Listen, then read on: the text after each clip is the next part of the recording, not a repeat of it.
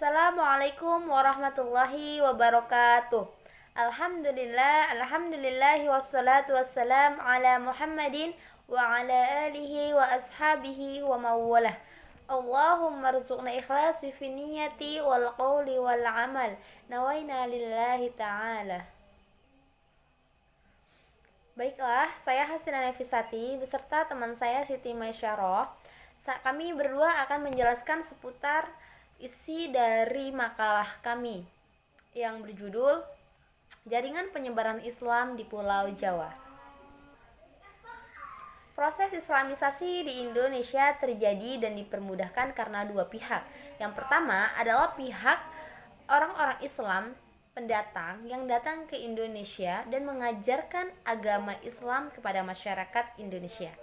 Yang kedua adalah welcome-nya masyarakat Indonesia dengan ajaran agama Islam tersebut. Kemudian berkembangnya Islam di Indonesia, khususnya di Pulau Jawa, tidak luput pula dari peran para wali yang sering kita sebut dengan wali songo. Para wali memiliki ciri khasnya sendiri untuk berdakwah pada masa itu. Ada yang langsung bersosialisasi dengan masyarakat, ada yang berbaur saat mengadakan seni budaya lokal, ataupun mereka mempelajari ciri khas masyarakat di suatu daerah tersebut. Seperti halnya Sunan Gresik. Sunan Gresik atau Maulana Malik Ibrahim menyebarkan agama Islam di Gresik, yaitu di Jawa Timur. Beliau berdakwah dengan cara bersosialisasi dengan masyarakat. Beliau mengambil hati masyarakat dengan caranya sendiri, seperti mengajarkan budi pekerti yang baik, ramah tamah. Selain itu, beliau juga mengajarkan masyarakat pada masa itu cara bercocok tanam dengan baik, yang mana masyarakat tersebut adalah kebanyakan masyarakat yang tersisihkan dari kerajaan Majapahit. Di posisi kedua ada Sunan Ampel. Sunan Ampel juga sering disebut dengan Raden Rahmat. Beliau menyebarkan agama Islam dengan cara mengajar di pesantren-pesantren. Beliau adalah termasuk salah satu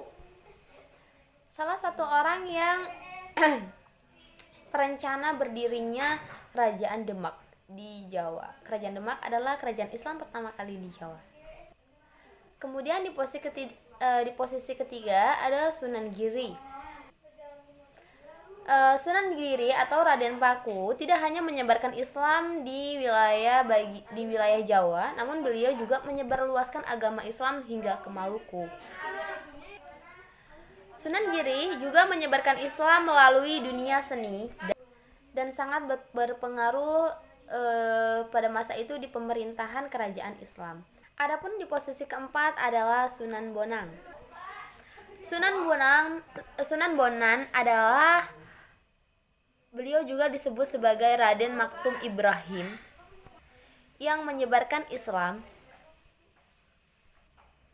melalui kesenian juga. Beliau menciptakan tembang, salah satunya adalah Tombo Ati, yang mana masih sering kita dengar hingga saat ini. Bahkan itu tidak pudar, masih sering diamalkan dan sering disyairkan di berbagai kesempatan.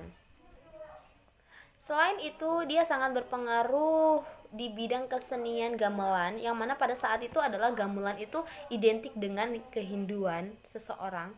Namun dia mulai menghapuskan kehinduan itu dan dibuatnya seperti nuansa keislaman, sehingga bisa digunakan dengan orang Islam juga begitu. Hal ini dilakukannya agar kita sebagai umat Islam bisa menikmati gamelan tersebut dengan kriteria tertentu. Seperti Sunan Bonang itu memasukkan yang namanya rebab dan bonang sebagai pelengkap dari gamelan Jawa. Dan selanjutnya ada Sunan Derajat dan Kalijaga, dan seterusnya itu akan disampaikan oleh teman saya Siti Maisyarah. Terima kasih.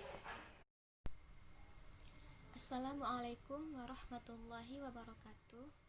Baiklah, saya akan melanjutkan dari penjelasan teman saya, yaitu tentang sosok wali yang berperan penting dalam berkembangnya Islam di Indonesia, terutama di Pulau Jawa. Yang selanjutnya adalah Sunan Derajat. Sunan Derajat atau Sunan Qasim menggunakan media sosial untuk berdakwah. Ia yang mempelopori penyantunan kepada anak-anak yatim dan orang-orang miskin. Di bidang politik, Sunan Derajat sangat mendukung kerajaan Demak. Yang selanjutnya adalah Sunan Kalijaga. Sunan Kalijaga atau Raden Mas Syahid dalam dakwahnya dengan memanfaatkan media wayang, di mana memasukkan cerita-cerita tentang ajaran-ajaran Islam tidak hanya lewat wayang, tapi juga lewat seni ukir atau seni suara. Beberapa lagu berhasil diciptakan seperti Lir Ilir atau Gundul Pacul. Cara itu dipakai untuk menarik dan mengambil hati masyarakat, bahkan terkesan efektif. Dan yang selanjutnya adalah Sunan Muria. Sunan Muria atau Raden Umar Said ikut membantu berdirinya kerajaan Islam. Beliau ikut membantu berdirinya kerajaan Islam di Demak. Ia banyak menyebarkan Islam sekitar Jawa Tengah. Sarana yang dipakai untuk berdakwah sama yang dipakai Sunan Kalijaga, yakni lewat kesenian dan kebudayaan. Dan yang selanjutnya adalah Sunan Gunung Jati. Sunan Gunung Jati atau Syarif Hidayatullah berasal dari Palestina. Ia belajar agama di berbagai negara sejak usia belia. Sunan Gunung Jati merupakan satu-satunya wali yang menjadi kepala pemerintah. Ia mendirikan Kesultanan Cirebon dan Banten. Posisinya tersebut dimanfaatkan untuk menyebarkan dan mengembangkan Islam. Cara berdakwah yang dipakai cenderung seperti Timur Tengah yang lugas dan mendekati masyarakat, membangun infrastruktur. Dan yang selanjutnya adalah Sunan Kudus. Sunan Kudus atau Ja'far Shodiq, cara mendekati masyarakat dengan memanfaatkan simbol-simbol Hindu dan Buddha. Itu bisa terlihat pada arsitektur Masjid Kudus yang memiliki keunikan. Ia berasal dari Palestina dan menyebarkan agama Islam di pesisir Jawa Tengah. Ia pernah menjadi senopati atau panglima.